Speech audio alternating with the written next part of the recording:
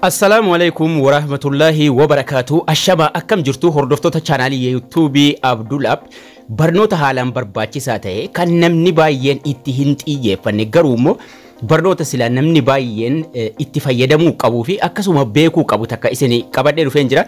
Yeroo baay'ee emergency call waan jedhu argina bilbila keenya irratti yeroo passwordii itti galchine bilbila keenya banuuf jennu. Faayidaa guddaa qaba emergency calling kun maal akka ta'e sirriitti bal'inaan waliin ilaalla akkasuma haala kamiin akka itti fayyadamnus sirriitti waliin ilaalla jechuudha waan faayidaa guddaa qabu ta'eef jechuudha. Emergency calling kun haala kana yeroo isin passwordii bilbila keessanii itti galchitanii banuudha jettan jala sanatti emergency call jedhee fida. Emergency calling kun faayidaa inni qabu keessaa inni guddaan jechuudha. Lakkoofsa irratti guuttachuu qabdu. Kana jechuun fakkeenyaaf akka carraa ta'e yoo namni tokko rakkinni irra gahe karaarra isaa deemaa jiru yookaan immoo bakka ta'e isaa qobaa jiru yoo rakkinni ta'e irra gahe namni takka lakkoofsa isaa yookaan immoo bilbila isaa fuuchuudhaan passwordii isaarra seenee lakkoofsa abbaa ta'etti yookaan nama ta'etti bilbiluu hin danda'u. Kanaafuu emergency call yoo guuttattanii qabaattan garuu namni kamiyyuu ni beeka waan ta'eef emergency call lakkoofsa bilbilaa isin irratti guuttattanii yoo adagaan narra gahe yoo rakkinni narra gahe emergency call lakkoofsa kanatti naaf bilbilaa waan jedhu itti guuttachuu waan ta'eef namni salphaadhumatti lakkoofsa keessan achirraa kan isin emergency call irratti guuttattan sanaan bilbilaa jechuudha nama isinitti dhiyaatu yookaan immoo nama yeroo rakkinni isinirra qaqqabee isinitti dhiyaatu yookaan itti bilbilamuu qabu lakkoofsa isaa achirratti guuttattu jechuudha. Kanaafuu namni sun salphaadhumatti emergency call irra tuquudhaan lakkoofsa isin itti guuttattan sanatti isiniif bilbilaa jechuudha. Dabalataanis yoo fakkeenyaaf bilbilli keessan isin jalaa bade emergency call dhumarra tuquun namni sun yoo isinii deebisuu barbaade lakkoofsa emergency isin irratti guuttattan sanatti bilbiluudhaan bilbila keessanis isiniif deebisuu danda'a jechuudha salphaadhumatti. Kanaafuu emergency call guuttachuuf lakkoofsa nama isinitti dhiyaatu irratti guuttachuuf bakka passwordii barreessitan jalaa yeroo akkanatti isiniif fide emergency call ka jedhu kun ni jira salphaadhumatti achirra tuqattu. Seegilingiin nama adda addaa bakka adda addaatti fida waan ta'eef jalqabaa sirraa eegalla. Emergency call ka jedhurra yeroo tuqattan yoo duraan guuttattan maqaa nama guuttattanii sana fida. Emergency call amma passwordii ittiin galchine ammallee anni jechuudha. Kana jechuun yoo namni duraan guuttattanii jiraattan maqaa kanarra yeroo tuqame call jedha. Emergency call dawwaluu barbaadda bilbiluu barbaadda jedha okay gochuudhaan bilbilaa jechuudha namni sun yoo duraan guutamee jiraate. Yoo guutamee hin jiraanne garuu ida'uu kana tuqattu amma. Lakkoofsa nama isinitti siqatu maatii keessan nama naannoo keessa jiru irratti guuttachuudhaaf yoo rakkinni narra qaqqabe lakkoofsa kanatti bilbilaa jechuuf jechuudha. Ida'uu sanarra tuqattu. Inni jalqabaa eegan bilbiluu fi yoo duraan guuttattanii jiraattan inni ida'uu qabu sun haaraa irratti guuttachuufi jechuudha. Ida'uu yeroo tuqattan passwordii itti galchi isiniin jedha. Maaliif abbaa bilbilaati itti guuttachuuf barbaaddan waan ta'eef passwordii bilbila keessanii yeroo itti galchitan haala kanaan isiniif bana. Emergency contact jedha add member ka jedhu ka ida'uu qabu yookaan ka aadii qabu ilaaltanii irra tuqattu jechuudha. Yeroo isin irra tuqattan bilbila eenyuu godhachuu barbaadda isiniin jedhee isin gaafata. Bilbiloota isin keessa jiran keessa bilbila nama lamaa nama sadii haga barbaaddan irra tuquudhaan danii yookaan immoo seevii tuqxu jechuudha.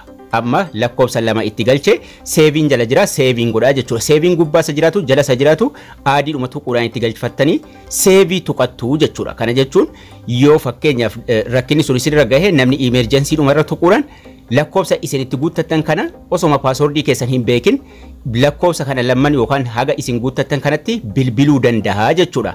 Itti dabalachuu barbaadan ammas ida'uudhuma tuqachuudhaan itti ida'attu jechuudha. Kanaafuu namni isiniif bilbiluu barbaade sun emergency dhumarra tuqee salphaadhumatti bilbila isin itti guuttattan sana irratti bilbiluu danda'a jechuudha. Akkasuma contact ka jedhu kun ni jira. Contact irra seenuudhaanis salphaatti emergency argachuu dandeessu yookaan profaayilii keessan gubbaatu yoo profaayiliin keessan contact irra erga seentanii kaatanii contactiin jiraate profaayilii gubbaa tuquudhumaan salphaatti gara fuula dura deemtanii emergency argachuu dandeessu. Tokko bilbiluma cufaarraa irra seentanii koodii keessan itti galchuudhaan emergency irratti guuttattu. Kaan immoo profaayilii keessan irra tuquudhaan contactii jala gara gajjallaatti yeroo gad deemtan emergency contact jedhee jira. Emergency contact ka jedhu kanarra tuqachuudhaan lakkoofsa abbaa barbaadanii itti galfattu jechuudha. Idiitii yookaan immoo add jedhee fida.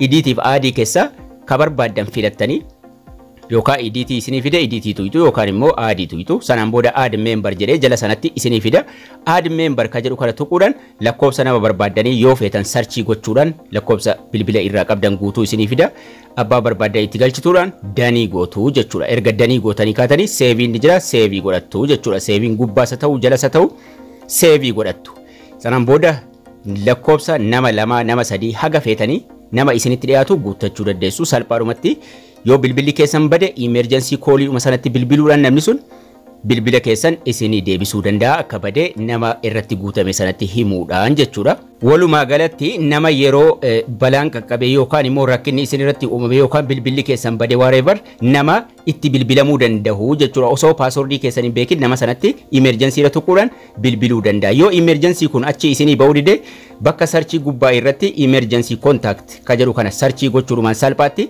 irratti guuttachuu dandeessu jechuudha. Emergency contact ka jedhu ammallee kan lammaffaa tuquudhaan erga sarchii gootanii isinii ba'a. Sanaan booda yookaan mallattoo qalamaa yookaan idiitii yookaan aadii qabaata. Add memberii tuquudhumaan lakkoofsa nama feetanii achirratti guuttachuudhaan seevii gootuu jechuudha. Yoo achirraa isinii baasuu dide ammallee seetingii bilbilaa irra seenuudhaan seetingii bilbilaa sarchii mataa ofii qaba. Sarchii gubbaa jirtu irra tuquudhaan emergency jettanii sarchii godhattu isiniif baha. Emergency irra tuquudhaan salphaadhumatti emergency contact irra seenuudhaan itti guuttattu jechuudha lakkoofsa emergency contact jedhee isinii baasaa yeroo isin emergency jettanii sarchii gootan emergency contact irra tuytanii ammallee emergency contacts jedhee isinii fida yeroo isin emergency contact kana tuytan ammas filannoo addaa isinii fida emergency contact ka jedhu kan lammaffaa irra tuquudhaan mallattoo qalamaa yookaan idiitii yookaan add memberii isinii fida lakkoofsa nama feetanii irratti guuttattu jechuudha. Addunyaa guutuuf fayyadamaa namni hunduu ni beeka. Kanaafuu isinis itti fayyadamuu qabduun isiniin jedha. Sanaan booda namni emergency irra tuqee yoo rakkinni isinirra qaqqabe bilbiluu danda'a jechuudha maatii keessan nama isinitti dhiyaatu sanitti. Kanaafuu bilbiluudhaaf bakka paaswordii itti guuttan jala sana emergency call ka jedhurra tuqu. Sanaan booda haala kanaan baasaa fi maqaa isin irratti guuttattan sanarra tuqaa jechuudha.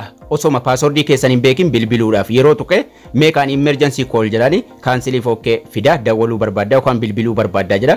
Okkeedhuma tuquudhaan osoo paaswordii keessan hin beekin lakkoofsa isin irratti guuttattan sanatti bilbiluu danda'a jechuudha. Salphaadha itti fayyadamaa isiniin jecha. Barnoonni keenyas kana fakkaata akkasin irraa barattan abdii guddaan qaba. Haga barnoota kutaa itti aanu walitti deebinutti turtii gaarii nagayaan tura.